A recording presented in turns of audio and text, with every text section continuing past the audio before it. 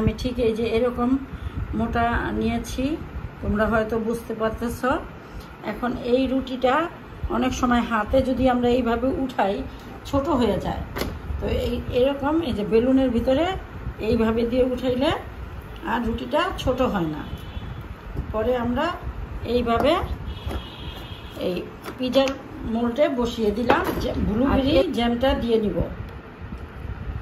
চতুর্দিকে আমি ব্লুবেরি জ্যামটা সুন্দর করে, তোমরা বাসায় ফল এনে ওইটারে যে কোনো ফল এনে তোমরা পাই বানিয়ে ওইটাও দিতে পারো, সমস্যা নাই, বা দোকান থেকে কিনেও দিতে পারো।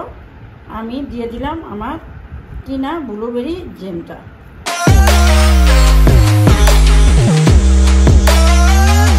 আসসালামু আলাইকুম ভিউয়ার্স, আজ আমি আরেকটি রেসিপি নিয়ে হাজির হলাম।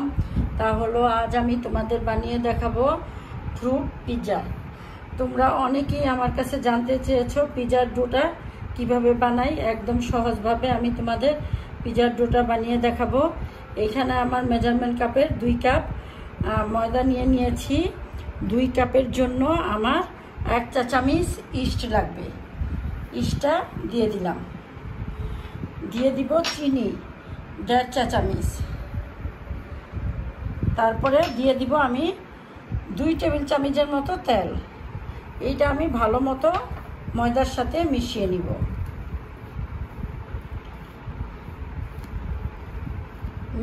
ভালো মতো মেশানো হয়ে গেলে আমি দিয়ে দিব লবণ।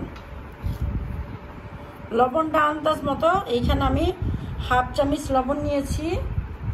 এই যে 1/2 চামচ, পুরাটা লাগে নাই, এতটুক বেঁচে গেছে। তারপরে দিয়ে দিব আমি গরম লিকুইড দুধ, যাতে হাতে সহে এরকম একটা গরম।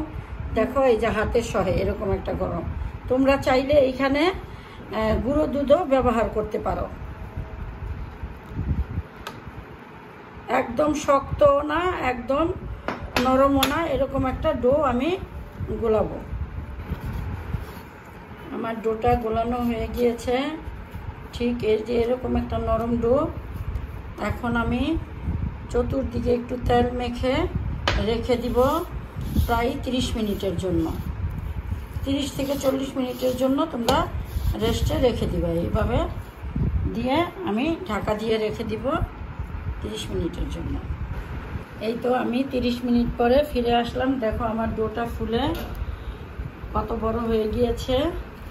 এখন আমি ডোটা আবারও একটু হাত দিয়ে মথে নিব। এই মেজারমেন্ট কাপের 2 কাপ ময়দার ডোতে 2টা বড় পিৎজা হয়।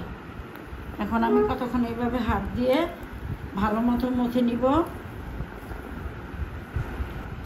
এই তো আমার 2টা পিৎজার ডো হয়ে গিয়েছে। এখন আমি 2টা রুটির মতো বেলে নিব। আমার রুটিটা বেলা হয়ে গিয়েছে। আমি ঠিক এই যে এরকম মোটা নিয়েছি, তোমরা হয়তো বুঝতে পারতেছ। এখন এই রুটিটা অনেক সময় হাতে যদি আমরা এইভাবে উঠাই ছোট হয়ে যায়, তো এরকম এই যে বেলুনের ভিতরে এইভাবে দিয়ে উঠাইলে আর রুটিটা ছোট হয় না। পরে আমরা এইভাবে এই পিৎজার মোল্ডে বসিয়ে দিলাম। আর এরপরে ছোট হয়ে গেলে হাত দিয়ে চেপে চেপে এরকম দিলেই এই যে ঠিক হয়ে যাবে। মাঝখান থেকে চাপ দিতে হবে, সাইড না, মাঝখান থেকে চাপ দিলে ঠিক মতো বসে যাবে। আর একটা কাঁটা চামচ দিয়ে আমি মাঝখানে এইভাবে একটু কেটে নিব, যাতে মাঝখানে বেক করার সময় ফুলে না ওঠে। এইটা আমি সুন্দর করে কাঁটা চামচ দিয়ে একটু কেটে নিয়েছি। যেহেতু এটা আমার ফ্রুট পিৎজা, এই জন্য আমি এখানে ব্লুবেরি জ্যামটা দিয়ে নিব।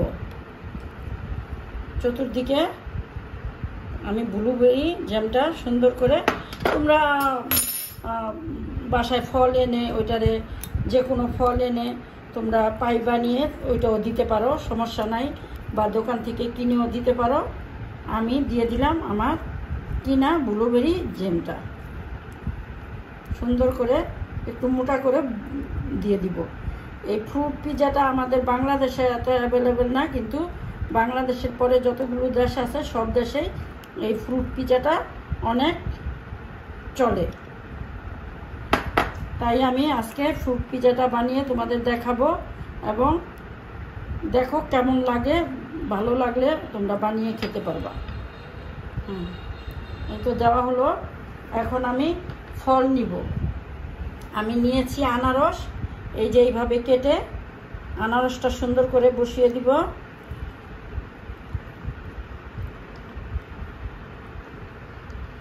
আনারসটা আমার মিষ্টি ছিল, এই জন্য আমি আর আনারসটা বানাই নাই। তোমরা চাইলে ঘরে বানিয়ে নিও, আর যদি বানাতে না পারো আমার কমেন্ট বক্সে কমেন্ট করে জানিও, আমি বানিয়ে দেখিয়ে দিব। এখন দিয়ে দিব আমি কলা। কলাটা আমি এইভাবে কেটে নিয়েছি, সুন্দর করে এইভাবে সাজিয়ে কলাটা দিয়ে নিব। এই তো আমি সুন্দর করে সাজিয়ে দিয়েছি। আমি 1 চা চামচের মতো চিনি দিলাম কলার উপরে, যাতে একটু ক্যারামেলের মতো হয়, ভালো লাগে খেতে। দিয়ে দিব আমি চিজ গ্রেট করে। এখন চিজ দিয়ে দিব।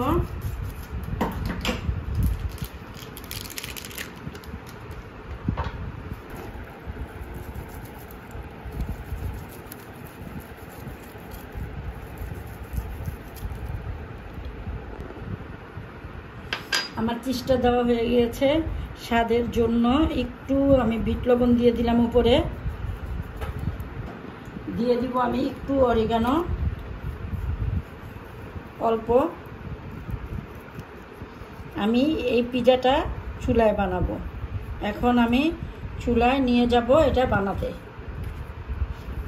আর আমি সুন্দরের জন্য এইখানে ফ্রোজেন স্ট্রবেরি ছিল ঘরে, দিয়ে দিলাম।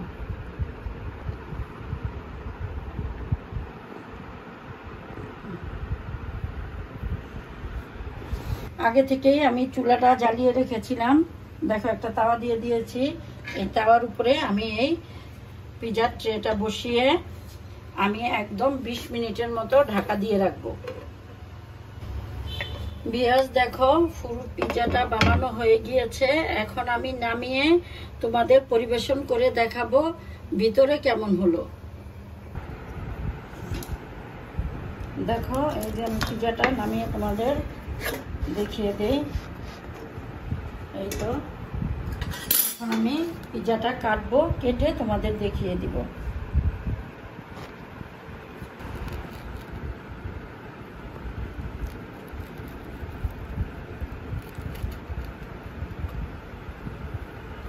দেখো ভিউয়ার্স, আমার পিজাটা কাটা হয়ে গিয়েছে। ফ্রুট পিজাটা দেখো, উপরে নিচে ক্রিসপি, কামড়ে কামড়ে ক্রিসপির স্বাদও পাবা, আর একদম জুসিনেস। ঠিক এইভাবেই তোমরা ফ্রুট পিজাটা বানিয়ে খেয়ে দেখো।